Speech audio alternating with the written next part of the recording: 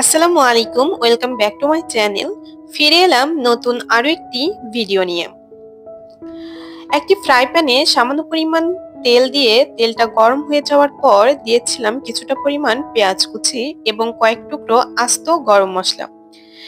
এখন পেঁয়াজ ও আস্ত গরম মশলা বেশ খানিকটা সময় ধরে ভেজে নেব। দিয়ে দিলাম হাফ কাপ পরিমাণ পেঁয়াজের পেস্ট এবং 1 চামচ পরিমাণ আদা বাটা এবং হাফ চামচ পরিমাণ রসুন বাটা। এ পর্যায়ে অ্যাড করেছি 1 চামচ পরিমাণ হলুদের গুঁড়া এবং পরিমাণ মতো লাল মরিচের গুঁড়া। দিয়ে দিলাম স্বাদ মতো লবণ এবং কয়েক টুকরো আস্ত কাঁচা মরিচ দিয়ে মশলাটা বেশ কিছুক্ষণ কষিয়ে নিব। এ পর্যায়ে চুলার হিট মিডিয়াম টু লো রেখে মশলাগুলো খুব ভালো মতো মিশিয়ে নিয়েছি। মশলাটা যখন কষিয়ে নেওয়া হয়ে গিয়েছে সে পর্যায়ে অ্যাড করলাম আগে থেকে ধুয়ে কেটে পরিষ্কার করে রাখা মুরগির মাংস। এই মুরগির মাংসগুলো আমি আগে থেকেই ধুয়ে পানি ঝরিয়ে রেখেছিলাম। এখন মশলার সাথে বেশ খানিকটা সময় ধরে কষিয়ে নিব।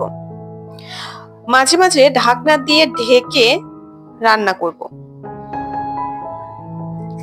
মাংসগুলো খুব ভালো মতো সিদ্ধ করে নিব। ঢাকনা খুলে বেশ খানিকটা সময় পর পর উল্টে পাল্টে নেড়ে চেড়ে মশলার সাথে মিশিয়ে নিব। এ পর্যায়ে অ্যাড করেছি হোমমেড একটি স্পেশাল মশলা।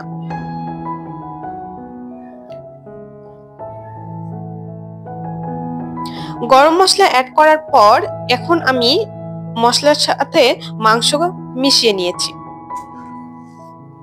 ঢাকনা দিয়ে ঢেকে আরো বেশ খানিকটা সময় ধরে সিদ্ধ করে নিব। পরপর কয়েকবার ঢাকনা তুলে উল্টে পাল্টে নেড়ে চেড়ে কষিয়ে নিব। মাংসটা যেন খুব ভালো মতো সিদ্ধ হয়ে যায়। যে পর্যায়ে মাংসের উপর থেকে তেল ভেসে উঠবে সে পর্যায়ে আমি আরো 1 কাপের মতো পানি অ্যাড করে দিলাম। কিছুক্ষণ পর পর সিদ্ধ হয়েছে কিনা চেক করে নিব। এ পর্যায়ে মাংসের উপর থেকে তেল উপরে ভেসে আসা মাত্রই চুলার হিট অফ করে দিয়েছি।